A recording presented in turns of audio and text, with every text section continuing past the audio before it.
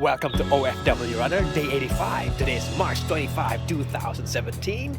And today, we will talk about the step 3 when it comes to investing. What is step 3? And yan po sasagutin natin mamaya. And this is my New Year's resolution, wherein instead of thinking of a task to complete within the year, I am committing to complete a task or tasks to be completed every single day of the year. And I am taking a video of it, so I can inspire even just one person to start a habit and make it a good one. I will see you in 30 minutes. Welcome back. Step 3, emergency fund. 2 requirements. Number 1, liquid. Number 2, sufficient. Liquid means makakuha mo siya kahit kailan. Meaning, nasa ilalim na ng kama mo, nasa ATM, nasa savings account lang, nasa safety deposit box mo sa bahay, basta available anytime. Pag kinailangan mo ng emergency, magagamit mo siya. Number 2, sufficient. Meaning, sana naman yung emergency fund natin ay sakop niya kahit isang buwan lang na expenses. For example, expenses mo per month dito sa Hong Kong ay 2,000 Hong Kong. So, emergency fund, make it 2,000 Hong Kong. Pero mas maigi, advisable na 3 to 6 months ng iyong expenses. So, 6,000 or 12,000. Okay? Para kung mawala ka ng trabaho, kaya mong mabuhay for 6 months or for 3 months. That's it. Right?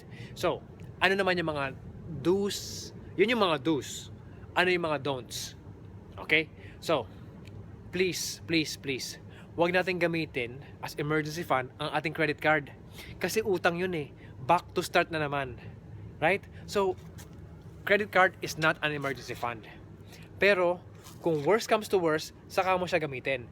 Pero, magkaroon tayo ng emergency fund na cash.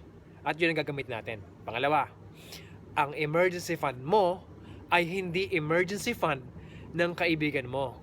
So pag magsabi ng kaibigan mo, may emergency kasi ako, pautang naman. Ang emergency fund mo ay hindi niya emergency fund.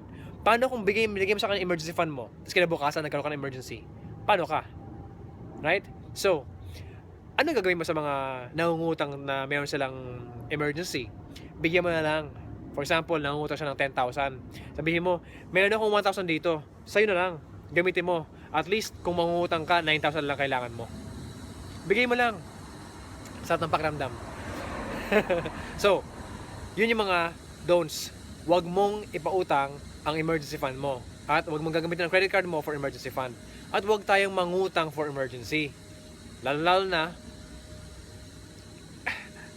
I want to emphasize na kailangan natin magkaroon ng emergency fund para hindi mo kailangan mangutang in case of emergency. Okay? There you go. Alam kong kaya mo yan. Sapagkat kung kaya mo na umalis sa ibang bansa, magsakripisyo, mawalan ng time sa anak mo, sa pamilya mo, kaya mo magawa ng emergency fund. At kung kaya kong tumakbo, maglakad, or mag-jog ngayong taon, 365 days, walang palya, or magpapalya, pero patatapusin. Alam kong kaya mo rin. Gawa ka ng emergency fund, kaibigan.